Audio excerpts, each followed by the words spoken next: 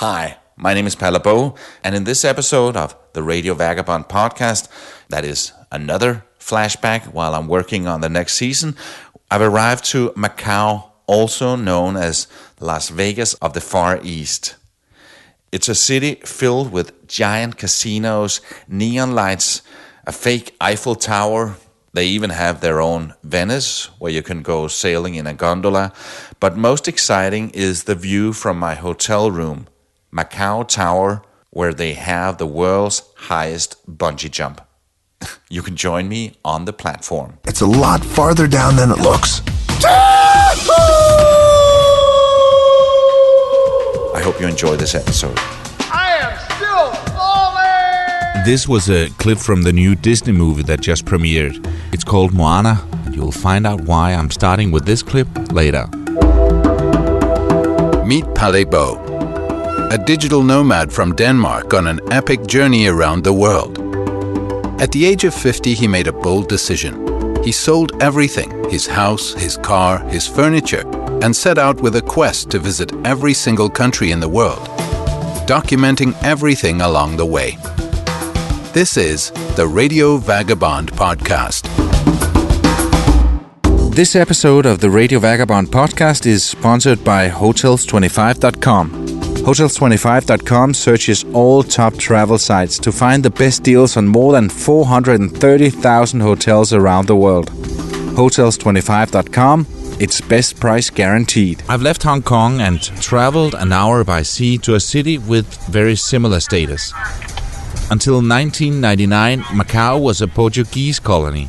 After that, it was handed over to the People's Republic of China. But it has the same principle as Hong Kong, one country, two systems. While I was in Hong Kong, I was trying to find a place to stay in Macau, and I found several good and cheap places on Airbnb. I showed this to my Airbnb host in Hong Kong, Andre, and he laughed and said, "Can you see this black line on the map? That's the border. The ones you have found are in China." Suddenly, the options were a bit more limited, especially to the prices that I wanted to pay. Macau is quite expensive. But in the end, I managed to find a nice hotel that was in fact cheaper. From the hotel room, I had a wonderful view to the harbor and the iconic Macau Tower. If there's one word that you can associate with Macau, it's probably the word casino. Gambling has been legal in Macau since 1850, where the Portuguese people introduced it. Since then, Macau has been known as Monte Carlo of the Orient. And in 2007, they surpassed the Las Vegas Strip in turnover on games. In many ways, it's like Las Vegas. There are flashing neon signs, a giant mall built like Venice with canals and gondolas, and they also have an Eiffel Tower. And then there are so many big casinos. Even though there are a lot of tourists in Macau, it's not that easy getting around speaking only English. Not impossible, but compared to Hong Kong, it's much more difficult. It's a bit surprising considering how close the two regions are. But it all comes from the fact that most of the tourists are mainland Chinese people who loves gambling. I myself have never really been that compelled by gambling.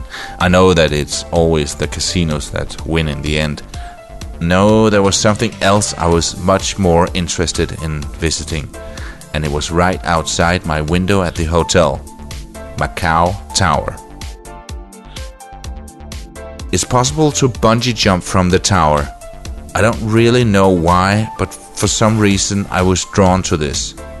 I've done bungee jumping before, a long time ago, back in '91, from a crane at an outdoor music festival in Denmark. It was 35 meters tall and one of the most scary things I've ever done. This jump here in Macau is the world's highest bungee jump. It's not 35 meters, it's 233 meters, 764 feet. What went through my head when I was making the bookings Wednesday afternoon, I don't know. And Thursday morning after breakfast, I strolled towards the tower that just got taller and taller the closer I got. As I stood by the foot of the tower looking up, it was tall. But when I've taken the elevator up in the tower and looked down, it seemed even taller. It's a firm from New Zealand that takes care of the security and does a lot of crazy activities in the tower. The company is named after its founder, A.J. Hackett, who was one of the pioneers of bungee jump. He was the guy who illegally jumped from the Eiffel Tower back in '87. Not the Eiffel Tower here in Macau, but the real one in Paris, and thereby introduced bungee jumping to the world. The company has handled more than 3.5 million jumps across the world, and as far as I know, they've never had an accident. So I knew perfectly well that I wouldn't die from this. The security here is much better than it was at a simple music festival in Denmark back in '91, where a tired crane operator might not get the crane completely up. My brain knew that there was no real danger, but my body didn't. Up in the tower, the disco music was pumping while I was being dressed in a special jacket and a harness, while I was introduced to which cord to pull once I was hanging upside down after jumping to get turned back around. When I came out to the area of the platform, I was placed in a special chair where I got the last equipment on. My feet were tied together and I could feel my heart starting to beat like crazy.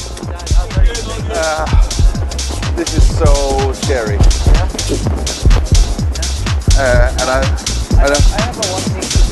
One of the two guys in charge of my jump ties a small GoPro camera to my arm, but the whole thing was also filmed by 3 different cameras. He points at one of the cameras and holds up a sign and grins. The sign says, "I need new underwear." In the video recording, I can see myself trying to laugh before I put on a very serious face. It was almost time, and with a safety line on my back, I take tiny steps out on the platform, out on the scaffold. Here, the long bungee cord is secured to the harness by assistant number 2. The only thing I can remember thinking while I was waiting for him to finish is, I'm not doing this. I'm just not. How the hell did I end up here? Now I'm just half a meter from the edge, and with 15 tiny steps, I move further so my toes are just over the edge. I remember I'm scared falling down, even though that's technically the point of it all. Assistant number 2 has a tight grip in my harness, and suddenly I feel a hand from the grinning guy from before. I'm still thinking, I'm just not doing this. And then I can feel his hand, the human contact. I just want to hold on to this hand and never let go. I just wanted to give him a hug and make him say, "Don't worry, it was just a joke, you don't have to do this." But I know it's not gonna happen, and that I can't hesitate and have second thoughts right now. I'm on the edge with my arms out to each side.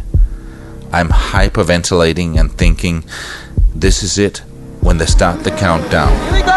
5, 4, 3, 2, 1, lean forward! Wait a second. What you're about to hear now is something that I'm not proud of. I didn't think that I was going to scream, but I did. I screamed like I've never screamed before. I screamed until there were no more air in my lungs. Then I took a deep breath and screamed some more, because I was still falling.